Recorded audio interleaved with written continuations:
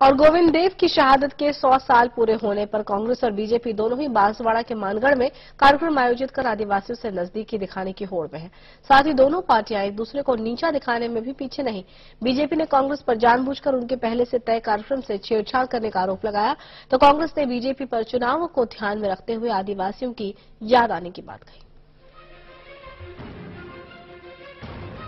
राजस्थान में विधानसभा चुनाव लगभग 1 साल दूर है, फिर भी दोनों पार्टियों को आदिवासी, पिछड़ी जातियां और मुसलमानों की याद सताने लगी है।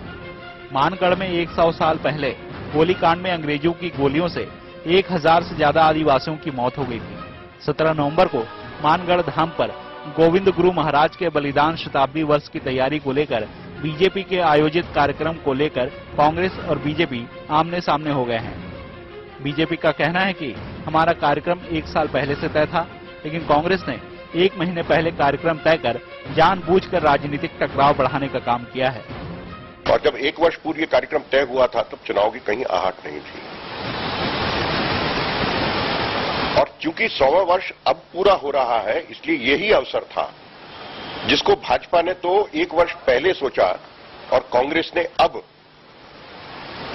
और केवल इस उद्देश्य से कि राजनीतिक टकराव हो, आदिवासियों में भेद हो, आदिवासी दो फाड़ हो, इस उद्देश्य से ये कार्यक्रम रखा है। कांग्रेस भी आदिवासियों के हमदर्द दिखना चाहती है और इस मौके को खोना नहीं चाहती। आनंद फानन में कांग्रेस ने भी वहां कार्यक्रम की तैयारी कर ली।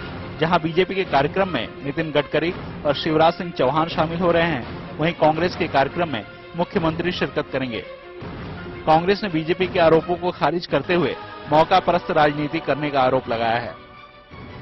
देखिए, भारतीय जनता पार्टी हर बार यही करती है कि कोई कार्यक्रम हो तो उस पर राजनीतिक अपनी रोटियां सेकने का मानस उनका रहता है। परंतु मेरा ये मानना है कि मानगढ़ की जो घटना एक ऐतिहासिक घटना है, और ऐसी घटना के ऊपर यदि कोई कार्यक्रम आयोजित हो तो वो राजकीय सम्मान वाला कार्यक्रम होना चाहिए, और सरकार के माध्यम से राजकीय सम्मान की तरह से कार्यक्रम आयोजित हो तो उस प्रोग्राम की भी गरिमा रहती है। उस कार्यक्रम को हम बहुत शानदार, बहुत यादगार, और शहीदों को हम श्रद्धांजलि देंगे उनकी आत्मा की शांति के लिए। और इस शुभ अवसर के ऊपर राजस्थान सरकार के माननीय मुख्यमंत्री जी गहलोत साहब आ रहे हैं। बजट में इस बार मुख्यमंत्री जी ने 5 करोड़ रुपया दिया है। पहले भी उनके शासन में 3 करोड़ रुपया दिया था। काफी इसके काम हुए हैं।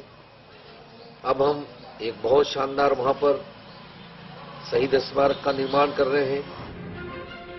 बहरहाल दोनों पार्टियों में राजनीतिक बढ़त की लड़ाई तेज हो गई है, जिसमें कोई पिछड़ना नहीं चाहता।